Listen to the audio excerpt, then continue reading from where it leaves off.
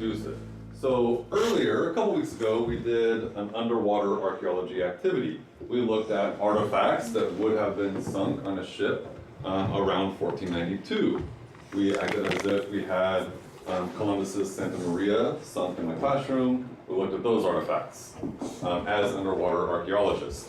Now, we're going to imagine that we are archaeologists of the future, looking back at monies from around the world. We're going to use those international banknotes to try to learn more about the countries of origin, okay, where they originated, where the money came from.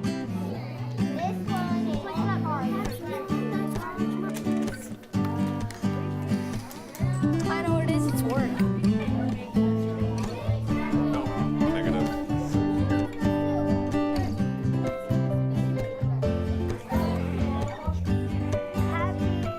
Oh, we thought it was Japan. Well, that's an extension activity. So it kind of sits on the periphery of the Age of Exploration, the Explorer Trading Card project. So we also, students learn about archaeology and artifacts as part of that project, and this is kind of an extension of that. So the question that is posed to them is, if you look at international banknotes and you analyze these banknotes, what can you discover about the country of origin? So it's a one-day activity, and it kind of sits on the periphery of the larger project, but it's just one way to try to pick up clues and learn about culture outside of the United States too, which of course is important. This isn't a person or an animal. This is there's animals. Animals. The Afghan. It says up here, the Afghan. Is it that? Is it called the Afghanistan Bank because it says on this side right here?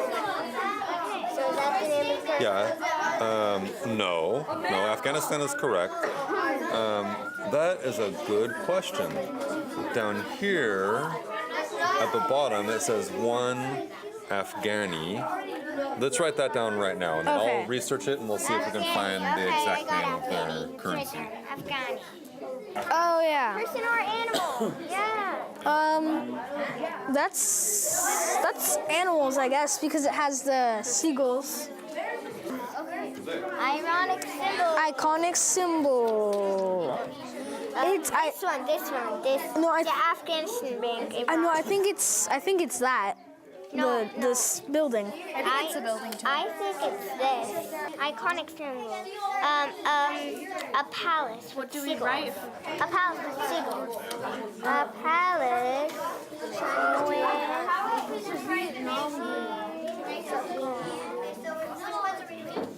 Okay, that's all for this one. Now, let's do another one.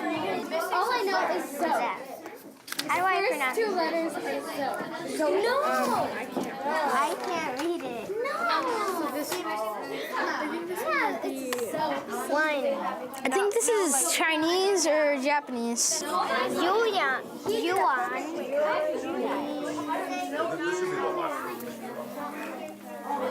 Write it in all caps because it says True.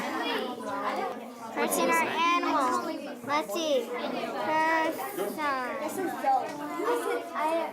A place with ironic symbol.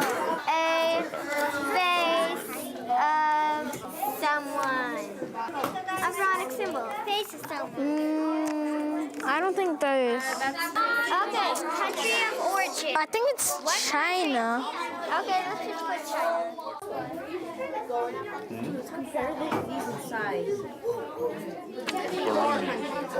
It's Burundi, I knew it. and it's 50 francs. I'm almost 100% sure this is from Thailand. You wanna know why? Yeah. Because of that. Yeah, I think I went to you're right. Cambodia and I saw like millions of these. Yes. Also, Yep. I bought this thing from Thailand and it has like really close same writing. And what else was there? Yeah, and just that, I can just. Yeah, look, and then the illustration, if you look at it and you kind of think about it for a while. Yeah.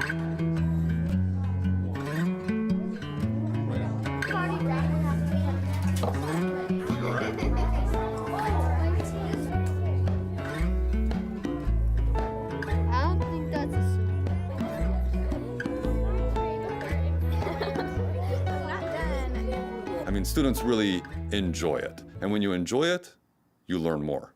Now, there's also a collaborative piece too, because most of project-based learning happens in collaborative teams. And I definitely believe that the leaders of tomorrow need to work collaboratively and have plenty of creative outlets. Not just be good test takers, for instance. So I think there are lots of merits to project-based learning. It's something that I enjoy teaching too. Sometimes it's a little extra work, but I really enjoy it, and I think the kids do too. Iconic symbol is Maybe these are. person or animal. Animal. Is that like a lion? No, I'm Lions or tigers or bears. personally, it's What is that? What is that? Is that a slinky? Do they like playing? flip this side. Wait, is that like a lion or tiger or bear? It seems like they're seal. Okay, so ironic symbol. Iconic. That's what it is. Iconic symbol. Let's say a lion/tiger/bear. It seems. Iconic symbol is Maybe these are. It kind of looks like military a little. Like. No. What is this bear thing? What is this bear? The iconic symbol is kind of hard for this. I know, right? Let's do this guy. Whatever you. What I can.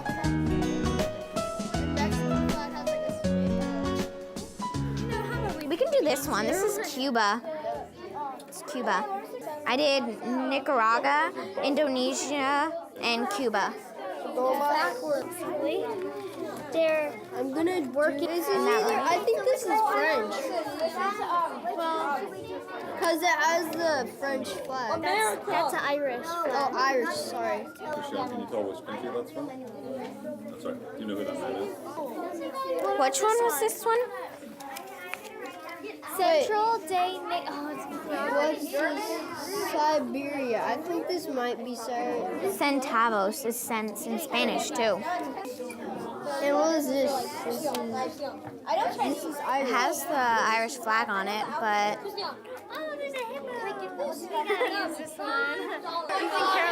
Everybody's drawing the iconic symbols. that's not the symbol. This is. I wrote that.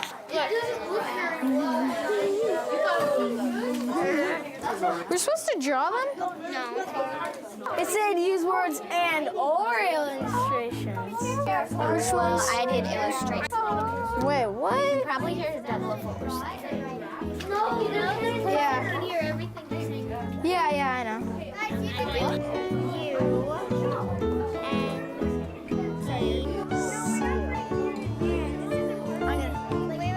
Well, then what does this flag stand for? It looks like a flag. What is that? Mountains? So we were studying the money around the world because we were acting as if we were from the future and we needed to learn about the countries. And it was pretty hard because all the bills didn't have like our language. But I thought it was pretty cool because almost all the bills, when you held them up to the light, they would show like a secret picture in them. And we learned that the smaller the bill, usually the richer the country, and like the bigger the bill, the non-wealthier country. I thought it was kind of weird because if you're making them bigger, wouldn't it be more money? But and it was weird because some of them were like made of plastic, others of paper, some like of cloth. What to do is they dipped an index finger in paint. Then they had a paper towel and they kind of dotted it on the paper towel to take most of the paint off. Then they put their fingerprints. We just call it the Graveyard Book Art Project. So I love teaching literature. And one way for literature to come alive for students is to give them a creative outlet to show what they comprehend, what they've learned through the book. So in this case, we're focusing on the many settings of the book, which can be complicated for 10 and 11-year-olds. So they keep a record of those settings, and then they have a creative outlet. They create the art project that you were looking at today in order to to show what they've learned, but also to to have it sink in a little bit more. You know, it's the case that we could do other activities with worksheets, etc., and it probably wouldn't be as memorable. The idea is that when these students are off in college someday, they will all remember that they read the book, The Graveyard Book, in 5th grade, which is a wonderful book. Everybody, our students. Okay, thank you very much.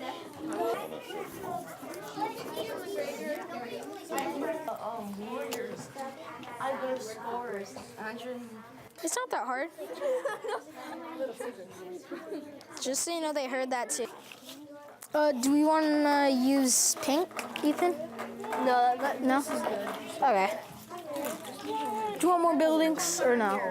More buildings. Yes or no? What do you mean? More of these? Do you want more of these or no? Yes, okay. Do you want another road?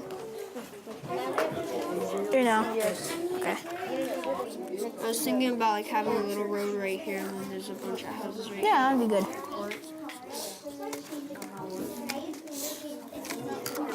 I like the graveyard project we're doing right now because it's really fun because you get to do art, and also because we're reading the book and you kind of just get to like do what you want, and you get to work with a friend. Also, like it helps you think about the book, kind of like understand the book a little more. Well, we're reading a book about a kid who lives in the graveyard and his life there. So we're making a book with the settings of, we're making a project with the settings of the book, which is the graveyard, Gulheim, and the city. And me and my friend right now are making a pizza shop and a fish and chip shop. And also we had to make a church, and for the background we used ripped up tissue paper and glued it on the backgrounds. We should do straight. Yeah. Well, at least can't really see the white. Don't do it down there. Let's do them up here. That's why I peeled it off and put it up there. Please don't tip your chair and stay busy the entire time. Okay. You can just redraw the door. Maybe wait till it dries though, so you don't jiggle it around. A black roof, but don't you need a house to do a roof? And then they build stuff though, they do it. And then tomorrow night we're going to set up a museum next door. So all the I know, but I don't know what color we're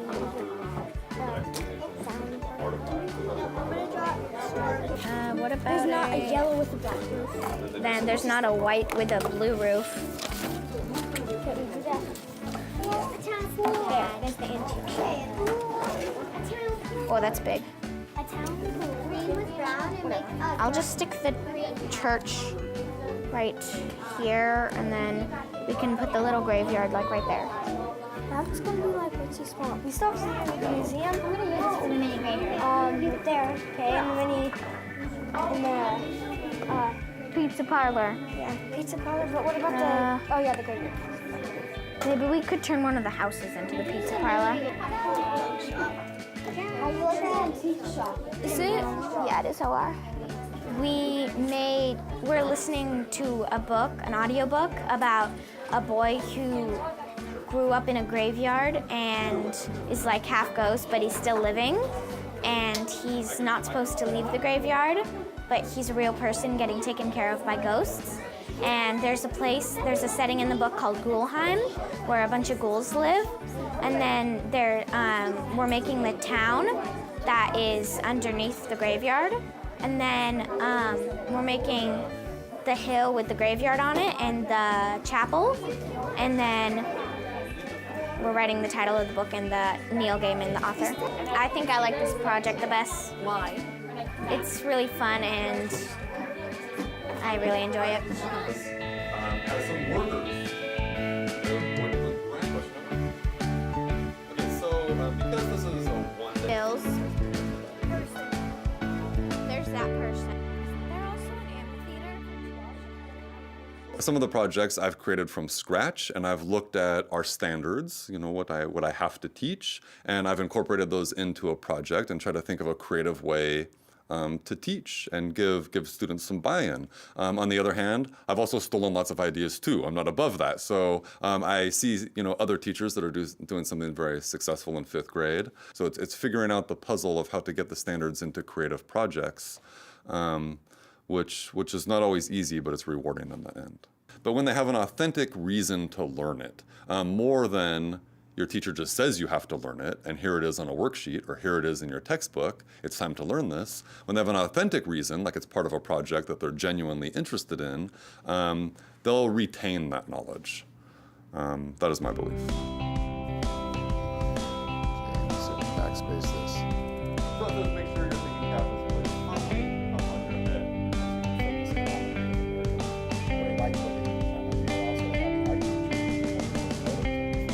If I didn't have that limit, I think several of the groups would have taken it above. And one other thing I wanted to tell you. So every year, each of our teachers presents, each of our teams of teachers. So, we have, you worked with the 5th grade team. So the 5th grade team, the 4th grade team, all of the teams will come and they will present at what's called a tuning protocol. And they take a project, one of their projects, and they present it in front of the whole staff. It's a way that each of us can know what's going on in each other's classrooms, and it's also a way of sharing resources, because maybe the 5th grade team is presenting, but the 1st grade team has a parent in their class that might be an expert on something, and they say, oh, you might not know, but this person could help you with this, or, oh, have you thought about going on this field trip, or, oh, maybe you could think about presenting that with your 3rd grade buddies. There's all these different recommendations that come out of that sharing process. And so that's a way that we work to refine our projects every year. As a new teacher, I think sometimes it can be challenging because it takes time to learn the culture and learn best practices, how to do it. It takes practice. So I think that can be challenging. I think it can be challenging not having a set curriculum, having to, investigate and pull things for yourself. Again, with practice, year after year, you're able to get better at that. A demon, a lever,